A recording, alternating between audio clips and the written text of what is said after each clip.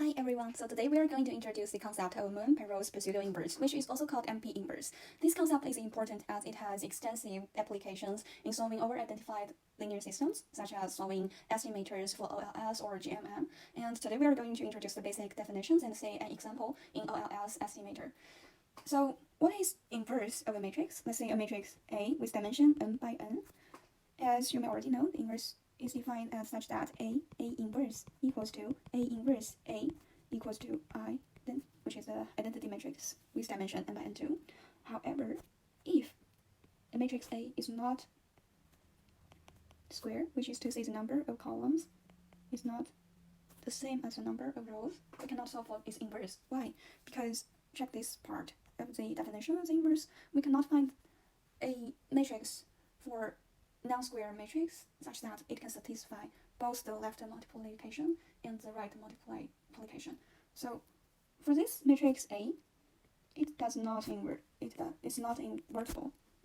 So what should we do if we want to solve the linear system such as AX equals to B? Well, we can use some kind of generalized definition of inverse. So generally, a generalized inverse is defined as such that, let's denote it as A minus. So the generalized inverse A minus is such that A inverse A equals to A itself. What does this mean?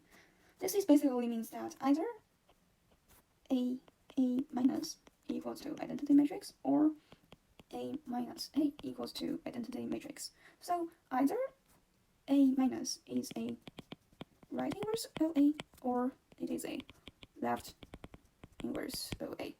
However, this generalized inverse concept is not unique. So if we use it to solve the linear system like this, we cannot get a unique solution. And the desired property of so-called MP inverse is that it is unique for a given A. And the definition of MP inverse, let's denote the MP inverse of A as A plus, is such that A plus is a matrix which satisfies the following properties. The first property is the same as the generalized inverse, so it has to be A plus A equals to A. Again, the MP inverse must be either left inverse or right inverse of the matrix A. And further, we have A plus equals to A plus, which can also be derived from the property of generalized inverse, because either this part is an identity matrix or this part is identity matrix.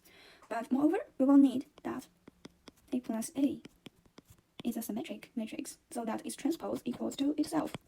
And also, A plus is a symmetric matrix such that its transpose equals to itself A plus. So if a matrix satisfies 1, 2, 3, 4, all the properties, we say it is a MP inverse of A. And it has been proven that such MP inverse is unique, but we will not do the proof in this video because it's just a short introduction. And there is a property about MP inverse which is very useful for solving the over-identified linear systems, and we will say it in our OLS example, which is that for the non-minimizing problem, let's say there is a linear system y minus xb. I changed the notation for the purpose to be consistent with the ordinary linear squares problem, OLS problem. So here, we usually call y as the dependent variable, x as the independent variable, and b is our interested parameters. And the problem is to minimize the norm of y minus xb. Then there is a desired property of MP inverse, which is to say the MP inverse provides us with a non-minimizer. So for this kind of problem, the solution will just be x plus y. X plus here is the MP inverse. And as a unique case, specific case, if x inverse exists, then the MP inverse of x is just x inverse. In this case, this system is exact identified because the number of rows equals to the number of columns. So we have, for example, n parameters to solve, and we have n equations to solve that. We have a unique solution, so we can project y into exactly the space of x. So we have a exactly solution for b, which will give the minimizer with their norm. So in that case, the beta hat of such problem will just be x inverse y, then it's still x MP inverse y. However, what we are interested the over-identified problem, which is more usual in empirical studies. The intuition is that in our dataset, we usually have much more observations than the interested parameters. For example, a panel of data may have like 10,000 observations, but only like 20 parameters, which is like the variables. For example, the properties of a person, then the observations can be like 10,000 persons. So here, for a typical OLS problem, we don't have such kind of exact identifying condition. Usually we will have over identification. So in this toy imagery, I'm trying to explain the intuition behind. So let's say here, why the dependent variable is in a 3-dimension space. Or we can say like we have 3 observations. However, we only have 2 parameters, which gives us a column space of X as a plane constructed by 2 vectors, x1 and x2. So here, if we want to solve the linear system y equals to x beta, we cannot get the exact solution, because just from the image you can see that they are not in the same dimension. So we cannot exactly get y by the linear combinations of x1 and x2. Instead, in OLS, our object is to find a beta hat such that we can get the projection of the real y to the space of the variables x.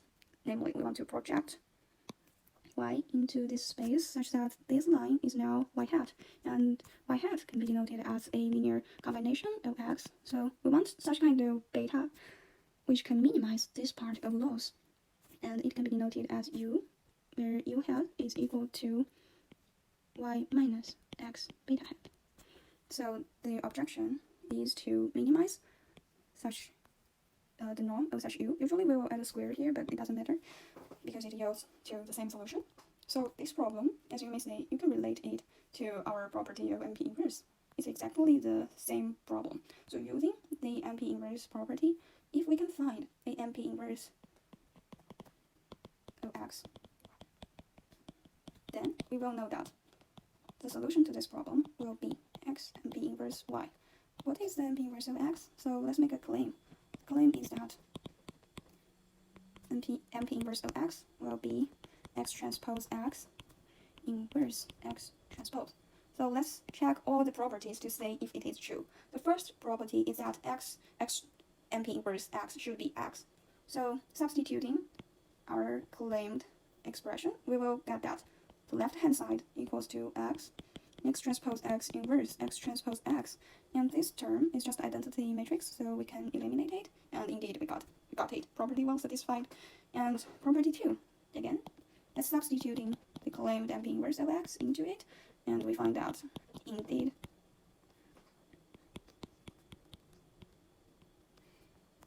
these 2 terms are eliminated again because it's identity matrix. So this part is again the MP inverse we proposed. So property 2 satisfied. For property 3, x MP inverse x should be a symmetric matrix. Let's check it. So x MP inverse x equals to x transpose x inverse x transpose x transpose. This part is just an identity matrix. So this again equals to an identity matrix, and it equals to x MP inverse x, which we just got from here. So property 3 satisfied. And property 3 is to say x MP inverse should also be a symmetric matrix. Again, let's do it. X multiply by the MP inverse of x is x transpose x inverse x transpose. And the transpose of the whole term equals to x transpose x inverse x transpose. So it's again x MP inverse. Yay, we have done it. By the way, here we used the property that A B transpose equals to B transpose A transpose. So we have verified that x transpose x inverse x transpose is a MP inverse of x. So we can use the property to get that the solution to the OLS problem should be given by x MP inverse y, which is just x transpose x inverse x transpose y, which is just the OLS estimator. You may already be very familiar with this if you are familiar with the OLS problem. So that's all. The MP inverse is defined as such, and it has implications for linear system solving problems such as OLS problem, and we have finished.